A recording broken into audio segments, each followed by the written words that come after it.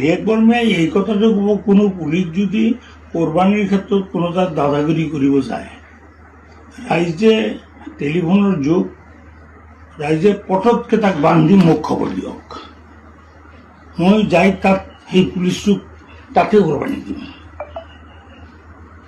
ৰাস্তাৰ ওচৰত আমি কৰা নাই, আমি ঘৰৰ চোতালত কৰিছোঁ, সুন্দৰকৈ বেৰ দি কৰিছোঁ। তাৰ পাছতো যদি কোনো পুলিচে দাদাগিৰি কৰিব যায়, তাক কাটিব লাগিব, তাক কোৰবানি দিব লাগিব, তাকো কোৰবানি দিব লাগিব। পৰা ইমান সহজ নহয়।